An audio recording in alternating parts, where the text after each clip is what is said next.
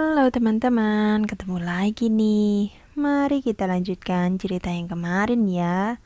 Dan sebelum mendengarkan, tolong like, comment, subscribe, dan share. Jangan lupa tekan tombol loncengnya. Terima kasih.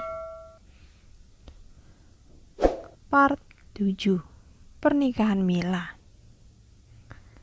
Mila duduk memeluk dengkul di sebuah kamar. Tatapannya kosong. Wajahnya datar. Ia mengenakan baju tidur warna merah jambu bermotif Hello Kitty. Kamar Mila dipasangi teralis besi seperti penjara. Orang gila berlalu lalang di depan kamar Mila. Ada yang tertawa tanpa sebab. Ada yang menangis terus-terusan. Ada yang melamun saja tanpa sebab. Begitulah pemandangan yang dapat dilihat dari teralis besi kamar Mila. Sudah 1 minggu Mila dirawat. Belum ada tanda-tanda yang menunjukkan kalau ia sembuh. Mbak Parti, seorang perawat, membuka teralis. Ia membawa semangkuk bubur ayam. Seperti biasa, setiap pagi Mbak Parti menyuapi Mila. Ia duduk di samping Mila lalu tersenyum. Pagi Mila, lihat Mbak bawa apa ini? Kita sarapan dulu yuk, kata Mbak Parti. Mila tidak menjawab, tapi ia membuka mulutnya saat Mbak Parti menyuapi bubur. Sesaat kemudian terlihat Parman datang bersama istrinya dan seorang lelaki yang tidak lain adalah Daru.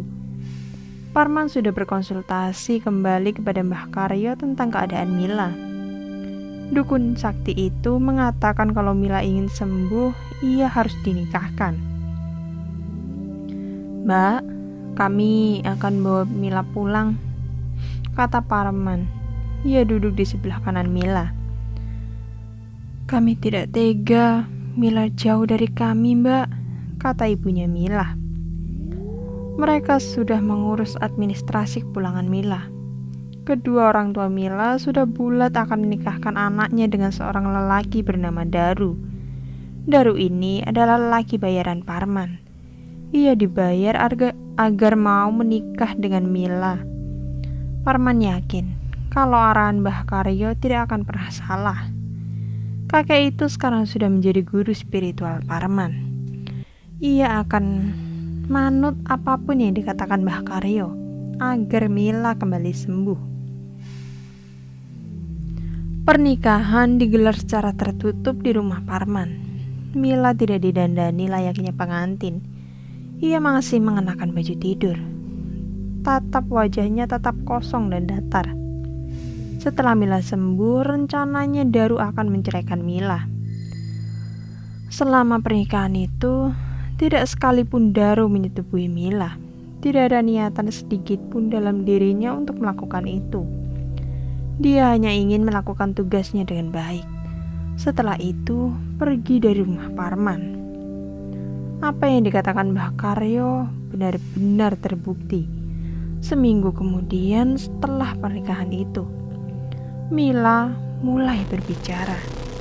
Orang pertama yang mendengarnya adalah Daru, suaminya sendiri. Setiap hari Daru merawat Mila dengan baik. Dia yang menyuapi makanan, memandikan, dan bahkan mendandani Mila. Terima kasih, ucap Mila saat Daru selesai menyuapinya bubur. Tatapan Mila kini tidak lagi kosong. Ia menatap Daru dengan mata sayunya. Sontak saja, Daru senang karena Mila sudah mulai bisa bicara. Semakin hari, keadaan Mila semakin membaik. Perempuan itu sudah tidak ingat lagi pada Ahmad. Ia sekarang mulai jatuh cinta pada Daru, lelaki bayaran ayahnya. Begitupun Daru. Mungkin karena setiap hari merawat Mila, cinta mulai tumbuh di hatinya. Ia meminta pada Parman agar pernikahan ini dilanjutkan. Ia berjanji akan merawat dan menjaga Mila dengan sepenuh hati. Awalnya Parman ragu, tapi ia khawatir kalau Mila dibiarkan sendiri, dia akan kena sakit jiwa lagi. Part 8. Ahmad belum selesai. Mila jatuh pingsan saat mendapati seorang lelaki berdiri di hadapannya dengan wajah mengerikan. Lelaki itu tidak lain adalah Roh Ahmad yang gentayangan. Ia belum selesai. Telah banyak penderitaan yang ia alami selama ini. Dan ia sekarang akan menuntut balas dan merebut istrinya kembali. Daru bangun. Ia panik saat melihat Mila tergolek tak sadarkan diri di lantai. Hujan masih sangat deras. Percikan airnya menerpa wajah Daru. Pintu rumahnya terbuka. Tidak ada siapa-siapa di sana. Ia kemudian membopong istrinya masuk ke dalam kamar. Setelah itu, ia keluar kamar dan menutup pintu rumah. Ia menengok ke sekeliling halaman sebelum menutup pintu. Tetap tidak ada siapa-siapa di sana. Daru tidak melihat kalau Roh Ahmad sudah ada di dalam rumahnya. Padahal Ahmad berdiri di pojokan memandangi Daru dengan penuh amarah. Tujuan Ahmad hanya satu, membunuh Mila. Istrinya itu harus ikut ke alam gaib bersamanya. Maka malam itu juga ia masuk ke dalam tubuh Mila yang sedang tidak sadarkan diri di atas tempat tidurnya.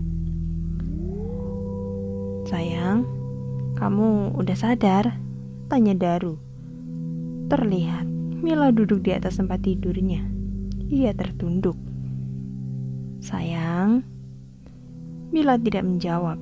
Ia turun dari tempat tidur, lalu melangkah ke dinding kamarnya. Bertubi-tubi Mila membenturkan kepalanya ke dinding dengan sangat keras. Kepalanya terluka dan mengeluarkan darah. Darah itu juga sebagian menempel di dinding. "Mila, apa-apaan kamu?" Daru mencoba menahan tubuh istrinya, tapi Mila malah mengamuk. Kedua bola matanya merah. Daru membanting tubuh istrinya ke atas tempat tidur. Ia lalu menahannya sekuat tenaga. Perlahan, Mila lemas. Matanya sayup, kemudian terkatup. "Kita sudah kehilangan anak pertama kita. Aku tidak mau kehilangan kamu, sayang," kata Daru. "Ada apa, Pak?" Farhan muncul di mulut pintu sambil mengucek matanya yang masih menahan kantuk. Farhan terkejut melihat darah di dinding. Parman duduk di ruang tamu. Sementara Daru, ia menjelaskan apa yang terjadi dengan Mila semalam. Ia yakin kalau Roh Ahmad datang lagi untuk balas dendam. "Aku membunuh Ahmad, Pak." "Sudah gila kau, Daru. Kau kemanakan mayatnya?" tanya Parman. Ia terkejut mendengar penjelasan Daru. "Aku hanyutkan ke sungai." Parman bergeming. Ia terlihat sedang berpikir. "Roh Ahmad pasti akan mengejar-ngejar Mila," ujar Parman. "Mbah Karyo, dia pasti bisa mengatasi Roh Ahmad."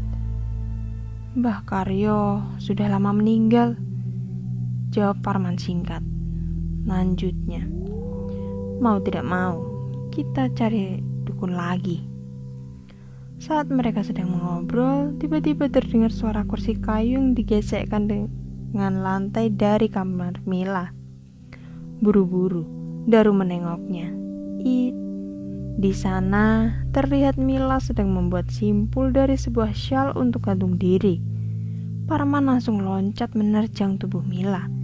Ia segera menahan tubuh Mila agar tidak melakukan perbuatan nekat. "Bangsat kau Ahmad, keluar dari tubuh anakku!" Mila mengamuk. Ia bahkan menggigit lengannya sendiri hingga berdarah. Ia juga mencakar wajahnya sendiri. Gurat-gurat merah bekas cakaran muncul dan mengeluarkan sedikit darah. "Daru, ambilkan tali," pinta Parman. Bergegas, Daru mengambil tali dari dapur. Kedua kaki dan tangan Mila diikat. Sementara itu, Mila tidak henti berteriak dan mengamuk. "Keluar kau, Ahmad bangsat! Hadapi aku!" Daru naik pitam. Tak lama kemudian, Parman dan Daru terpental seperti ada angin kencang menerjang tubuh mereka. Tali yang mengikat Mila pun putus. Mila perlahan bangkit lalu melangkah mendekati mereka berdua. Part 9. Mila, kau milikku. Daru dan Parman mulai ketakutan. Mila yang sedang dirasuki Ahmad semakin mendekat ke arah mereka berdua. Sebuah pisau dari dapur tiba-tiba melayang. Pisau tersebut meluncur ke wajah Daru dan menusuk tepat di bagian mata kanannya. Darah mulai keluar dan sekejap mengalir deras ke rantai. Parman berteriak. Ia merasa ngeri melihat kejadian itu.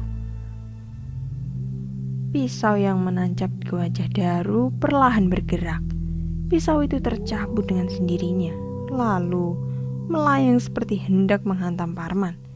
Namun, sesaat sebelum pisau itu melesat, Mbok Kartika muncul. Ia adalah pembantu rumah Parman yang baru saja kembali dari kampung. Mbok Kartika terkejut dengan apa yang dilihatnya. Bibirnya kemudian bergetar melafalkan mantra. Pisau yang hampir saja membunuh Parman seketika jatuh. Mila menoleh ke perempuan tua itu. Ia kemudian berlari menghampirinya. Leher Mbok Kartika dicekik sekuat tenaga. Namun, Mbok Kartika tetap tenang. Matanya mulai terpejam. Bibirnya tak henti membaca mantra dalam bahasa Jawa. Iki panelukan ing braja. Hi kekilat kirta kama dewa kamanusan. Kang mungguh ing bongkot ilat kita. Kanyatahan andikaning nabi rukun putih. Kang mungguh ing engah ilat kita. Sang kintel putih kang mungguh ing puncak ilat kita. Kanyatahan kamacianing Allah. Yo iku kang waseso ing brojo kabeh. Seketika Mila merasa tubuhnya panas seperti dibakar. Ia jatuh ke lantai seperti cacing kepanasan sambil berteriak minta ampun. Suara yang keluar bukanlah suara Mila, melainkan suara Ahmad. Parman tidak menyangka kalau asisten rumah tangga Daru itu sakti juga. Mbok Kartika mendekati Mila yang masih kesakitan. Telapak kanannya diletakkan di atas kening Mila. Keluar sampean dari tubuh ini, bentaknya. Ampun, panas, ampun. Dengan sekali hentakan tangan, Ahmad keluar dari tubuh Mila. Tubuh Mila lunglai dan ambruk ke lantai. Ia kemudian dibopong oleh Parman ke tempat tidur. Sementara Daru tewas dengan mengenaskan. 2 hari semenjak kejadian itu, Mila dirawat di rumah sakit. Ia terbaring tidak sadarkan diri. Selang infus dipasang di lengan kanannya. Satira, ibunya Mila, setiap hari menangisi anaknya di tepi tempat tidur. Ia tidak menyangka kalau banyak cobaan yang dialami anaknya. Kita harus mengadakan ritual, kata Mbok Kartika yang beberapa hari ini ikut mengurus Mila. Lakukan, Mbok. Asal anak saya selamat, pinta Parman. Saya bisa merasakan kalau roh Ahmad masih ada di sini. Jangan biarkan dia mengganggu anak saya lagi, Mbok, tambah Satira. Jangan khawatir, Pak. Dengan ritual ini, roh Ahmad tidak akan pernah lagi mengganggu anak Bapak. Tapi sebelum melakukannya, saya harus mempersiapkan sajenan terlebih dahulu. Mbok butuh berapa? Nanti saya akan carikan, kata Parman. Harus saya yang menyiapkan. Ada mantra yang harus dilafalkan saat membeli sajenan itu. Parman merogoh kantong celananya. Ia mengeluarkan lembaran uang berwarna merah sejumlah 1 juta rupiah. Ia lalu menyerahkannya kepada Mbok Kartika. Ini, Mbok, silahkan cari sajenan itu. Segera lakukan ritualnya. Mbok Kartika hanya mengambil 300.000. Segini sudah cukup, Pak. Sebuah jimat yang dibungkus dengan kain berwarna hitam diserahkan pada Parman. Selipkan jimat ini di bawah bantal Mila agar ia terlindung dari roh Ahmad selama saya pergi. Parman mengangguk. Mbok, terima kasih sudah berbaik hati pada keluarga kami. Satirah menyentuh lengan Mbok. Tolong menolong memang sudah jadi kewajiban kita sebagai manusia. Mbok Kartika membalasnya dengan senyum. Kemudian ia bergegas pergi dari ruangan itu. Jimat pemberian Mbok Kartika diselipkan di bawah bantal Mila. Parman kemudian mengelus kening anaknya sedang tergolek tak berdaya. Tengah malam, Mbok Kartika belum juga datang. Parman dan Satirah tertidur di tepi ranjang Mila. Dari kolong ranjang Mila ada darah mengalir hingga menyentuh kaki Parman. Parman terbangun karena merasa ada sesuatu yang membasahi kakinya. Dan saat ia tengok ke kolong, kedua mata Parman terbelalak. Ia terkejut dengan apa yang dilihatnya. Itu sangat mengerikan sekaligus menjijikkan. Part 10. Ritual. Di kolong ranjang Mila ada kepala Ahmad. Matanya melotot, mulutnya menganga lebar sambil mengeluarkan darah. Parman lalu mengguncangkan tubuh istrinya. Satirah bangun dengan mata yang masih terlihat mengantuk. Ada apa, Pak? Ahmad, Mah. Ahmad ada di kolong ranjang Mila. Hah? Satirah menengok ke kolong ranjang, tapi tidak ada siapa-siapa di sana. Mana, Pak? Gak ada kok. Nafas Parman naik turun. Ia coba tengok kembali ke kolong ranjang dan benar saja, tidak ada siapa-siapa di sana. Tadi ada kepala Ahmad dan darah di sini, Mah. Papa mimpi kali. Selama ada jimat dari Mbok, Ahmad tidak akan berani ganggu Mila, Pak. Selang beberapa saat, Mbok Kartika datang. Ia membawa satu sisir pisang mentah, kembang 7 rupa, kemenyan, telur ayam kampung, dan segulung rambut wanita. Entah dari mana dia mendapatkan semua itu. Syukurlah Mbok datang, kata Parman. Silahkan Mbok. Satirah beranjak dari tempat duduknya. Maksudnya ingin memberikan tempat duduk itu pada Mbok. Maaf, harus menunggu lama. Tadi saya ngurus Farhan dulu sampai dia tidur. Saya duduk di lantai saja. Mbok Kartika meletakkan semua alat ritualnya di lantai. Oh, iya tidak apa-apa. Farhan baik-baik aja kan? Tanya Parman. Iya, tadinya dia mau ikut ke sini, tapi saya larang karena besok Farhan harus sekolah. Dia masih kelihatan sedih kehilangan ayahnya.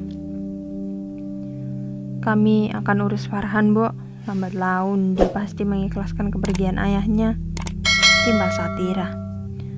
Si Mbok tersenyum. Ia kemudian memulai ritual. Satirah dan Parman menjauh darinya. Mereka berdiri di pojok sambil memperhatikan ritual yang dilakukan si Mbok. Ia membakar kemenyan. Asap mengepul. Aromanya menusuk hidung. Mata si Mbok terpejam. Bibirnya komat kamit. Ranjang Mila bergetar, seperti ada sesuatu yang mengguncangkannya. Satirah, ibunya Mila, sempat panik dan hendak menghampiri anaknya, tapi Parman menahan.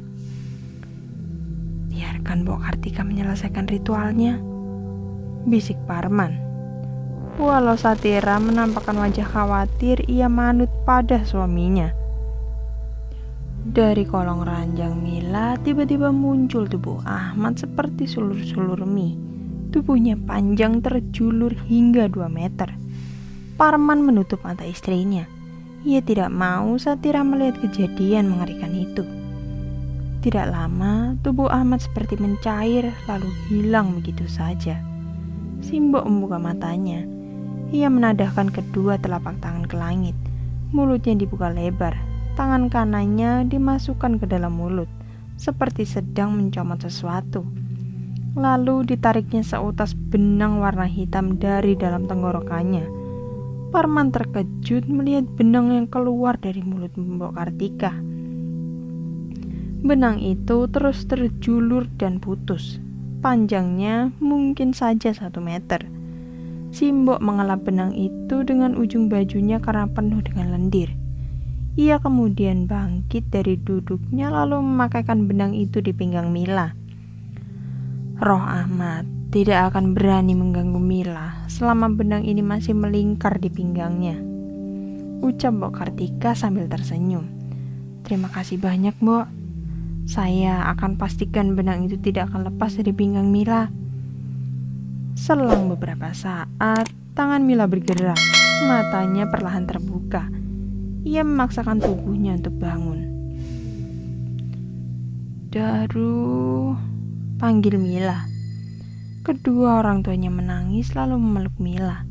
Mereka belum siap menceritakan apa yang terjadi pada suaminya itu. 2 bulan kemudian, semua berubah. Mila sudah ikhlas dengan kepergian Daru. Roh Ahmad juga tidak pernah mendatangi Mila lagi. Tidak terpikir oleh Mila untuk menikah lagi. Ia ingin fokus mengurus anaknya. Atau bahkan Mila tidak akan pernah menikah lagi dengan siapapun. Kehidupannya saat ini sudah cukup bahagia. Seperti sore itu, ia mengajak anaknya untuk piknik ke kolam renang. Kebetulan, kolam renang itu sedang ramai pengunjung. Mereka datang bersama sanak keluarga, pasangan atau bersama teman-teman. Mila hanya datang berdua dengan anaknya. Mereka asyik bermain air di kolam yang dalamnya sedada Mila. Farhan berenang menggunakan balon karet, sesekali menjauh lalu mendekat lagi ke ibunya. Ibu, itu apa? Farhan menunjuk ke arah belakang Mila. Mila menoleh. Sebuah benang warna hitam mengambang di permukaan air. Ia terkejut dan panik. Dengan terburu-buru ia berenang hendak meraih benang tersebut. Namun, dari dalam air wajah Ahmad yang pucat muncul. Ia tersenyum mengerikan. Ditariknya kaki Mila ke dalam air. Mila meronta-ronta. Farhan berteriak minta tolong. Sayangnya terlambat. Mila kehabisan nafas. Ia tewas mengambang di permukaan kolam renang. Selesai. Terima kasih teman-teman yang sudah setia mendengarkan. Dan nantikan cerita-cerita lainnya hanya di Dongeng Seram.